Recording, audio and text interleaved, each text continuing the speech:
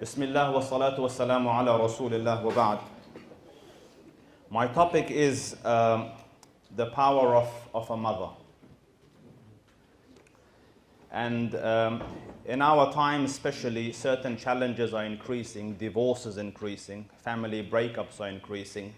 It is increasingly putting women and families in very vulnerable situations, especially psychologically, where they feel that they are, in a position of weakness. What do I do? And so on and so forth. So I want to tell you that perhaps one of the most powerful individuals on the face of this earth is a mother. I have a knack for searching great people in history. I like biographies. And I study their lives like a puzzle. What made him become that? So khalas, he did something great. What made him become that? One of those people that I came across is Alexander the Great. Hands up those who have heard that name, Alexander the Great. Alexander the Great is great not by the definitions of his friends or his posse, or he's great by the definitions of history. He left Macedonia, conquered Asia Minor, went to Bilad al-Sham, conquered the Levant, came to Iraq, took over Babylon, came to Persia, took over our lands, went to India, semi-conquered India, and then made his way back to Macedonia and died on the way. And you ask yourself, what drives a person relatively young for a conquest as big as this? Because it's not an ordinary thing. I don't see you getting up to conquer the world, akhi. Yes, it's not an ordinary thing. So I rewind and search, what was it that made this person this great Alexander? And the secret is in an utterance of his mother, according to my humble analysis. His mother used to tell him this. She used to say, "You are the son of Zeus." Zeus in Greek mythology was the god of gods. He was their biggest. And obviously, I don't encourage you to do this. Walillahi alhamd, we are Muslims, and this is, issue of, this is just to establish my point. And she used to tell him the story that when you were in my womb, I had this extraordinary experience, and you're the son of Zeus. So can you imagine a child feeling, growing up with such a self-efficacy that I am not in the realm of men, I am one of the gods? He was 10 years old. They brought a gift to his father, a horse that was untamed. The father himself, Philip, was a king, couldn't go near it. But this young Alexander says, I will jump on it and tame it, and it will become my mount. What made that child so confident, such a degree of self-efficacy that I can? It is the utterance of that mother. So to myself, the most powerful being is the mother. And don't think this is just Alexander the Great. Go search the annals of human history. Where there's greatness, there's a mother that made it. And a lot of times these mothers were single mothers.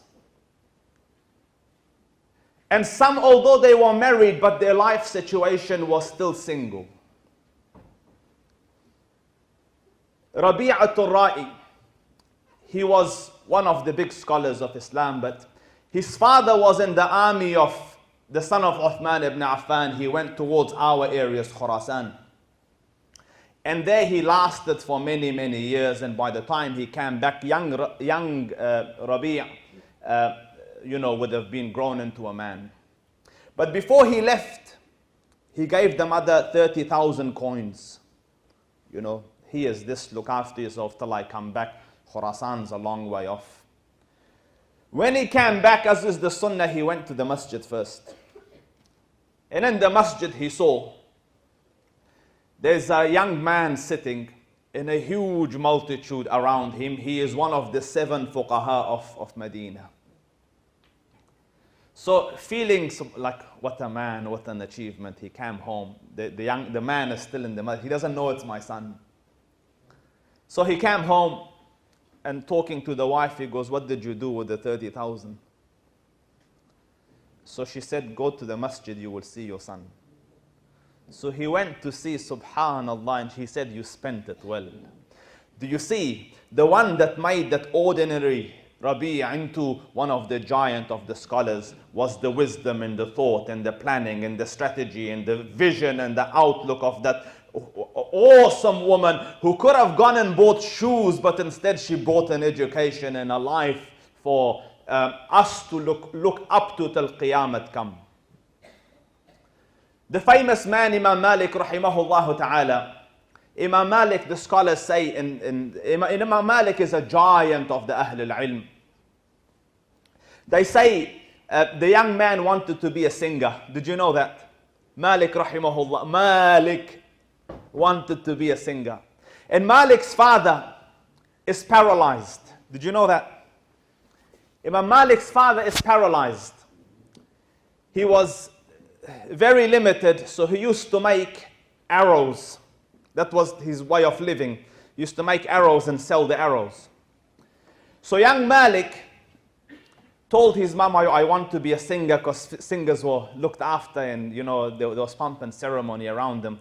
So this intelligent creature, this mother of Imam Malik rahimahullah ta'ala, tells him, says, Malik,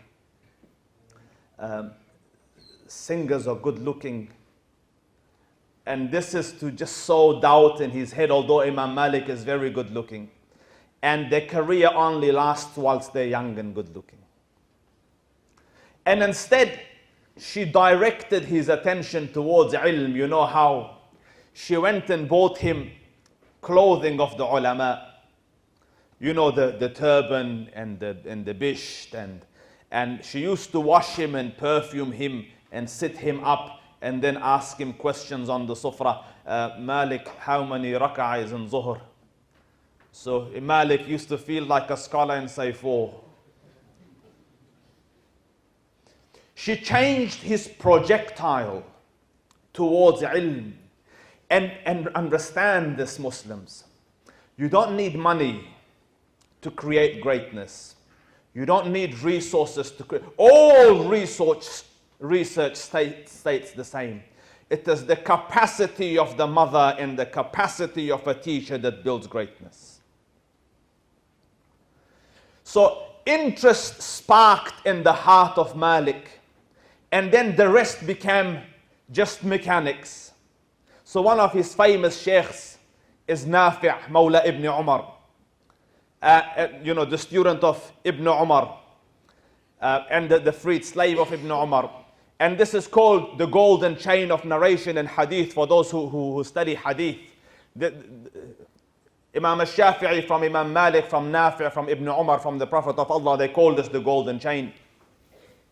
So Nafi' was a strict man. He didn't have time for people all the time. Sheikh, can I ask questions? Time wasting. Nafi' rahimahullah ta'ala wa radiyallahu anh used to go to the mosque at a specific time. His dars was from this time to this time. If you have questions, ask then. Once I'm home, you do not intervene and interfere. I have to do my research and my study. So Malik knew this and is sitting in a gathering where there's huge scholars. He wouldn't ever get a chance to ask. So look at the ingenuity of the man, a product of the thirst for knowledge that the mum has instilled in him. He used to go and wait outside the house of Nafi'. And then he used to walk with him to the mosque, just pretending this is coincidental. And when they used to take their shoes off at the door, Malik used to take his shoes off and look at the sheikh and say, Assalamu alaikum. And then they used to enter. After the dars and the salah used to finish, because sheikh, my shoes is next to your shoe, I'm not stalking you, this is coincidence. He used to walk back with him. And now they had acquaintance, they knew each other. So he used to say, Sheikh, what about this hadith and what about this hadith? And Malik became Imam Malik at the hands of this lady. Imam Muhammad ibn Idris al-Shafi'i rahimahullah ta'ala. Go search history. He was, some scholars say, when he was in the womb of his mom, the father passed away. Some say a couple of months after his birth, the father passed away. Who made Muhammad ibn Idris al-Shafi'i Imam al-Shafi'i? And what did she have? Financially, she was very poor. But she designs the whole curriculum of this young lad more than any scholar of our time could. She took him to Mecca. Go learn the Quran now. She sent him to this Rabi'atul Ra'i. Go learn his manners before you learn the deen from him. He became a hafiz, started to study hadith. Then she said, you need language, so go to the desert near Mecca and go and stay for years with the Arab tribe so that you become master of the language. Go to Imam Malik in Medina and study the Muwatta. And Shafi'i Imam, became Imam al-Shafi'i at the hands of this woman. My sisters, they have talked, the time is very limited to speak, but you make or break the future generation. And you, brothers, have a responsibility to build and educate and honor and respect and make mothers and sisters who have the capacity to bring about greatness, or you can keep them, the backward, uneducated, immaterial, unmattered individuals who will bring generation after generation of failures.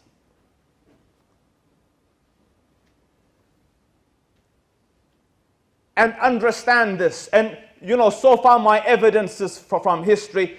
Look at the Quran, because you will say, Ustaz, what is dalil for this? You go look at the Quran. When the mother was good, look at Ismail alayhi salam. Single mother brought him up in the desert. From a father who left him there since young and came back at old, when he had reached manhood.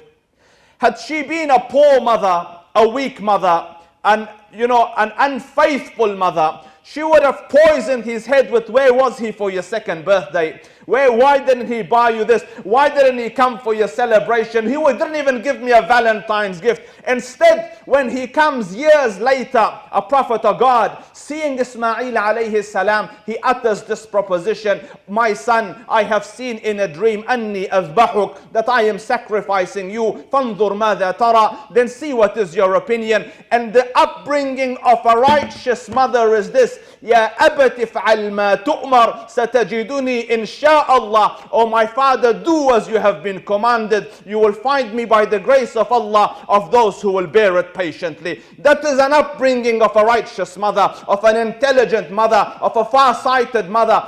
And when you look at the other side, the wife of a prophet, ضرب الله مثلا للذين كفروا امرأة نوح وامرأة لوط كانتا تحت عبدين من عبادنا صالحين فخانتاهما.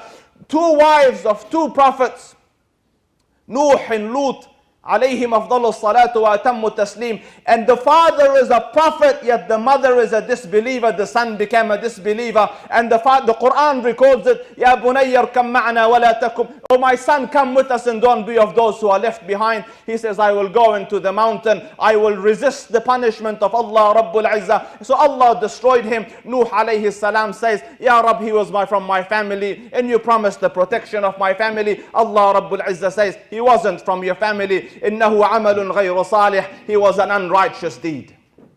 Do you see the mother? My sisters, perhaps for some the time is too late, the children have already grown. I give you an advice, وَرَبُّ الْكَعْبَ, from the depth of my heart.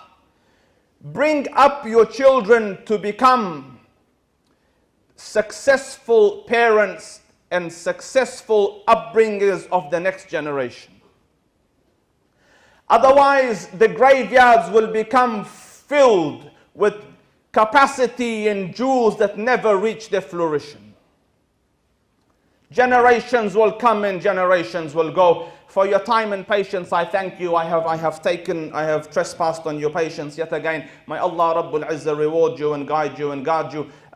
Keep your brother in your dua. Wassalamu alaikum wa rahmatullahi ta'ala wa barakatuh.